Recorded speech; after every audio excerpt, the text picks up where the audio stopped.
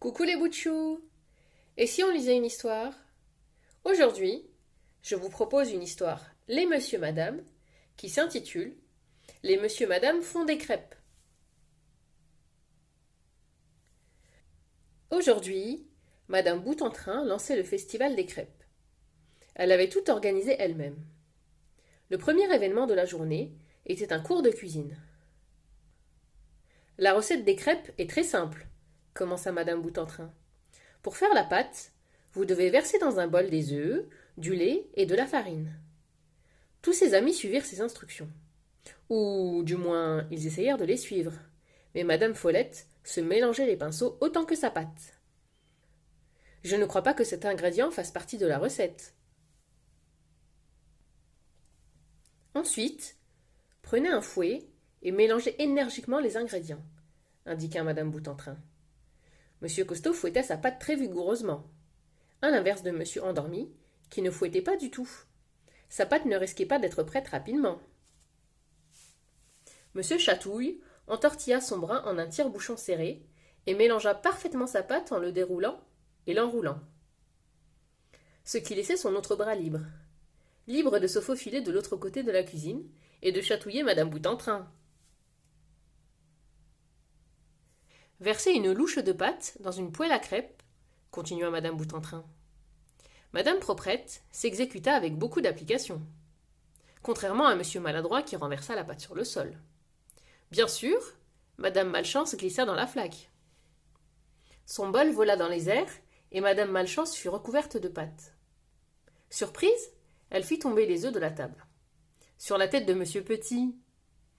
Après une courte pause et beaucoup de nettoyage, Madame Boute-en-Train reprit son cours. Faites cuire doucement la crêpe jusqu'à ce que le bord soit légèrement brun.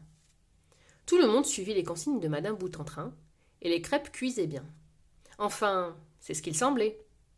Maintenant, nous arrivons à la partie vraiment amusante, s'exclama Madame Boute-en-Train. Nous allons faire sauter nos crêpes pour les retourner. Elle leur fit la démonstration de manière experte.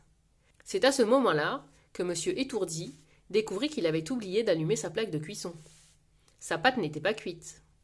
Et essayer de faire sauter une pâte non cuite n'est pas facile. En fait, c'est impossible. Et salissant. Faire sauter 5 crêpes en même temps aurait aussi dû être impossible. Sauf lorsque l'on s'appelait Monsieur Incroyable. La technique de Monsieur Chatouille était impeccable. Madame Acrobate fit un salto en même temps qu'elle retournait sa crêpe. « C'est extra !» s'exclama Madame Boute-en-Train en riant.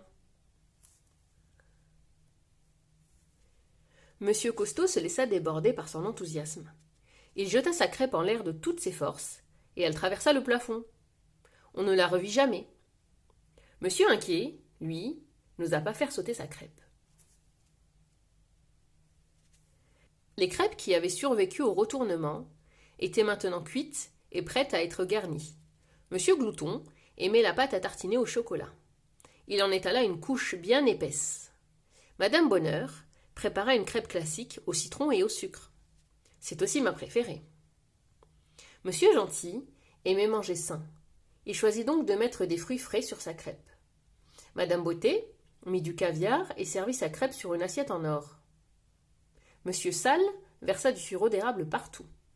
Et Madame Indécise n'arrivait pas à choisir comme d'habitude. Alors elle mit tout. Enfin, leur crêpe était prête à être mangée.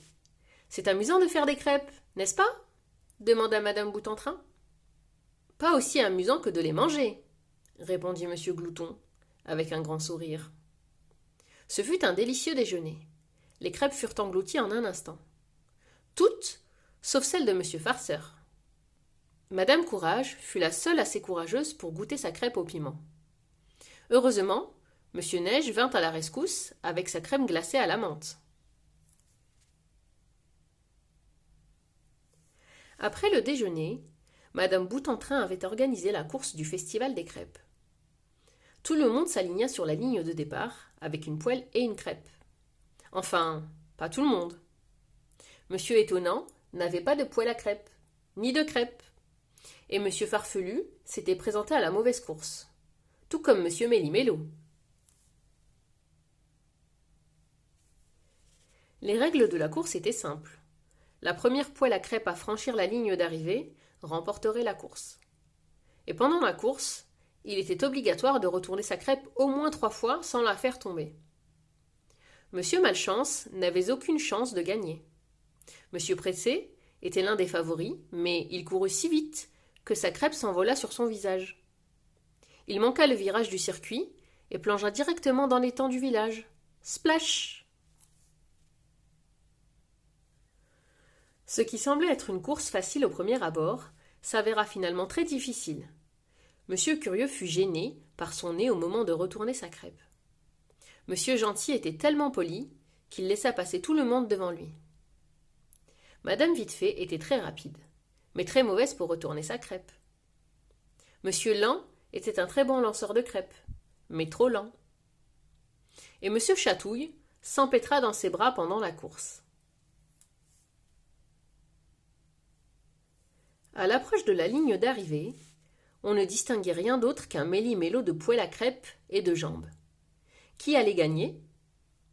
Et puis, soudain, à l'arrière du peloton, un bras extraordinairement long se faufila entre les coureurs et franchit la ligne d'arrivée en premier.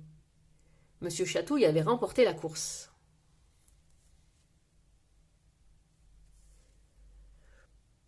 Pour clôturer le festival des crêpes, Madame Boute-en-Train avait prévu un dernier événement surprenant. Elle avait décidé de faire une crêpe qui battrait tous les records. Ce serait la plus grande crêpe du monde.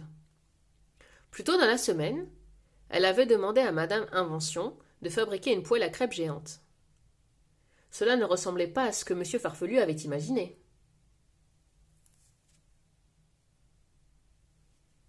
Non, c'était un appareil ingénieux qui devait être capable de cuire et de faire sauter la crêpe géante de Madame Boute-en-Train. L'appareil allait-il fonctionner? Lorsque le premier côté de la crêpe fut cuit, Madame Invention actionna le mécanisme et la crêpe géante s'éleva dans les airs. Tout le monde retint son souffle.